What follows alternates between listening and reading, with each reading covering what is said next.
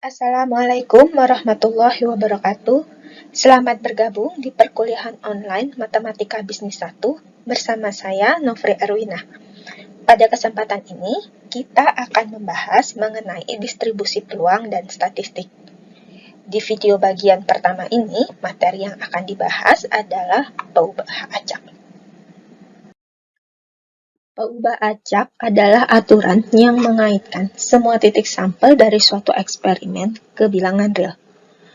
Peubah acak biasanya dinotasikan dengan menggunakan huruf kapital. Peubah acak dari suatu eksperimen dapat diilustrasikan melalui contoh berikut ini. Pada contoh ini, eksperimen yang dilakukan adalah eksperimen melempar koin sebanyak 3 kali. Titik sampel dari eksperimen ini ada 8, seperti yang tertera pada tabel ini. Kemudian kita misalkan X merupakan peubah acak yang menunjukkan banyaknya kemunculan angka dalam 3 kali pelemparan koin. Kemungkinan nilai peubah acak X ini adalah 0, 1, 2, atau 3, di mana masing-masing nilai tersebut merepresentasikan kejadian yang terjadi dalam eksperimen, yaitu kejadian di mana tidak muncul angka sama sekali, muncul angka 1 kali, 2 kali, atau 3 kali. Di sini, kita bisa mengaitkan setiap titik sampel yang ada ke salah satu nilai X.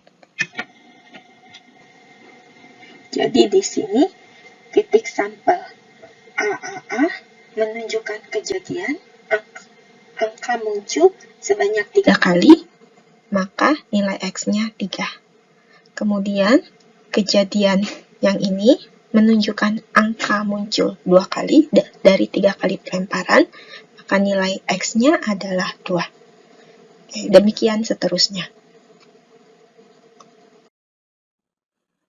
Peubah acak sendiri dapat diklasifikasikan menjadi 2 jenis. Yang pertama, itu adalah peubah acak diskrit.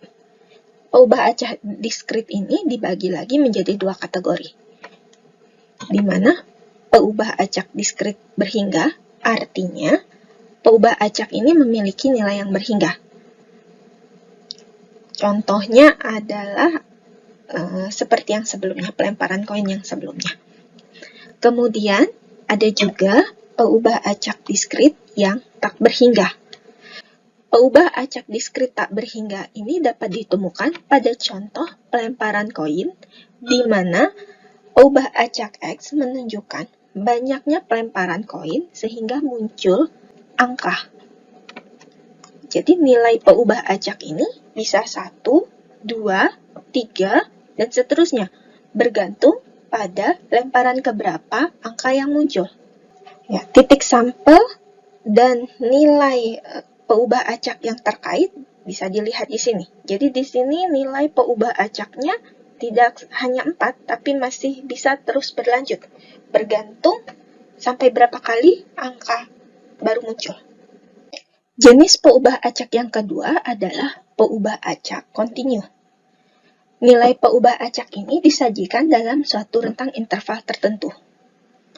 Salah satu contoh dari peubah acak kontinu adalah peubah acak yang menunjukkan masa pakai, seperti pada contoh berikut ini. Peubah acak ini merepresentasikan waktu, yang tentunya waktu itu bersifat kontinu. Pada kuliah ini, peubah acak yang digunakan secara default adalah peubah acak diskrit, kecuali jika diberikan informasi tambahan lainnya. Tadi disebutkan bahwa peubah acak itu terkait dengan titik sampel.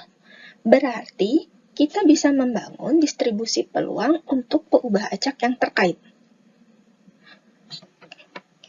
Jika peluang peubah acak X bernilai XI adalah PI, biasanya dinotasikan seperti ini. Data peluang ini bisa kita sajikan seperti tabel di samping ini. Tabel ini dikatakan tabel distribusi peluang untuk peubah acak X jika tabel ini memenuhi 2 syarat berikut. Yang pertama, peluang dari masing-masing nilai peubah acak ini di antara 0 dan 1, dan total peluangnya bernilai 1. Jika salah satu syarat ini dilanggar, maka tabel yang dibangun ini bukanlah tabel distribusi peluang. Jika kita ingin melakukan percobaan, bagaimana cara mendapatkan distribusi peluang yang diinginkan? Mari kita lihat kembali contoh tentang pelemparan koin sebanyak 3 kali. Di sini kita sudah mendapatkan seluruh titik sampel beserta nilai peubah acak yang terkait. Seperti ini. Dari data ini, kita bisa menghitung peluang semua nilai peubah acak X. Di sini dilihat, kemungkinan peubah acak X bernilai 3 hanya muncul sekali dari 8 kemungkinan ini. Peubah acak X bernilai 2, kemungkinannya ada 3 kali. Peubah acak X bernilai 1, kemungkinannya ada 3. Dan peubah acak X bernilai 0, kemungkinannya ada 1. Dari sini kita bisa mendapatkan tabel peluang untuk semua nilai peubah acak ini. Dan setelah dihitung, kita akan dapatkan nilainya seperti ini. Tabel ini memenuhi kedua syarat distribusi peluang, sehingga tabel yang kita dapatkan ini merupakan tabel distribusi peluang. Nah, dari data yang tertera pada tabel distribusi peluang ini, kita bisa menghitung peluang kejadian lainnya. Contohnya, kita mau menghitung peluang kemunculan angka kurang dari 2 kali. Peluang kejadian ini dinotasikan seperti ini. Dan cara menghitungnya adalah dengan menjumlahkan peluang kemunculan angka 1 kali dan peluang tidak ada kemunculan angka sama sekali. Dari tabel distribusi peluang ini kita akan dapatkan nilai peluang kemunculan angka kurang dari 2 kali itu adalah setengah. Oke. Ini adalah contoh yang lain terkait distribusi peluang dari suatu peubah acak.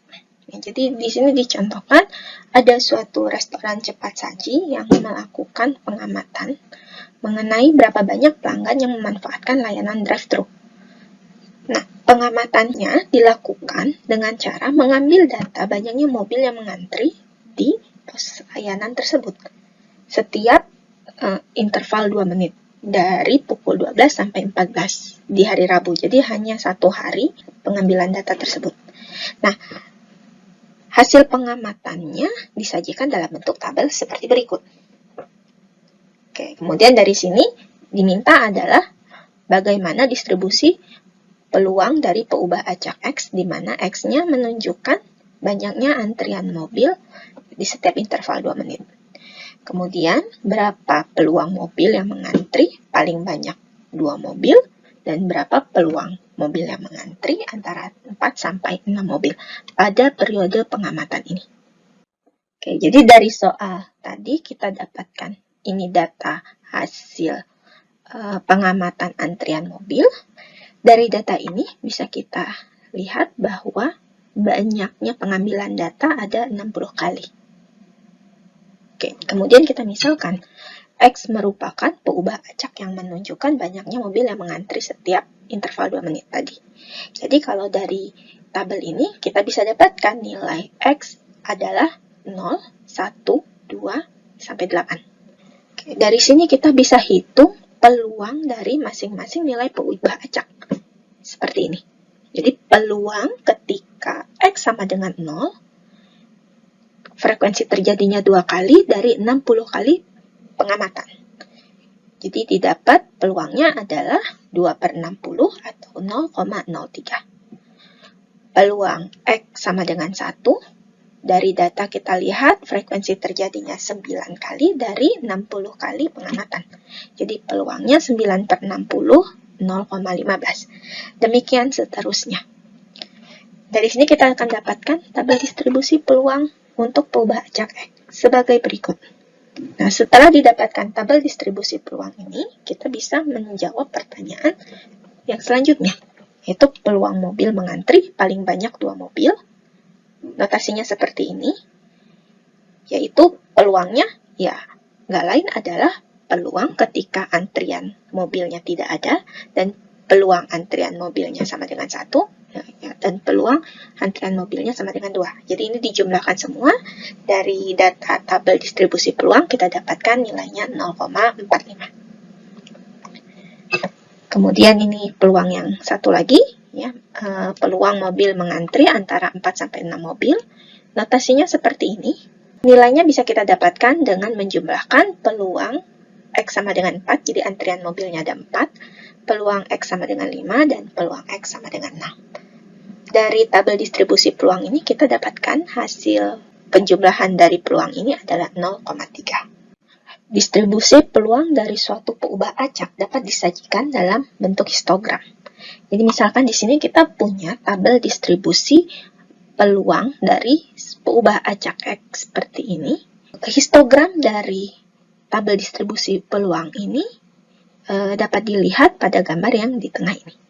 Jadi kita lihat ketika nilai peubah acak X-nya 0, peluangnya 1/8, jadi tinggi histogramnya 1/8.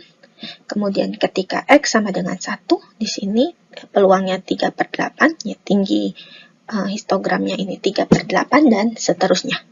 Melalui histogram ini kita bisa menghitung peluang dari kejadian lain. Contohnya di sini, peluang ketika X-nya kurang dari 2. Yang mana nilai peluang ini direpresentasikan oleh daerah yang berwarna hijau ini. Nah, dari sini kita dapatkan daerah yang berwarna hijau ini totalnya adalah setengah. Jadi bisa kita dapatkan peluang ketika X-nya kurang dari 2 itu adalah setengah. Oke, demikian materi kali ini. Untuk mengecek pemahaman terkait materi ini, adik-adik bisa mencoba mengerjakan soal yang ada di sini. Nah, di video selanjutnya, kita akan membahas materi baru, yaitu tentang ekspektasi dari suatu peubah acak. Oke, sampai bertemu di video selanjutnya, dan selamat belajar!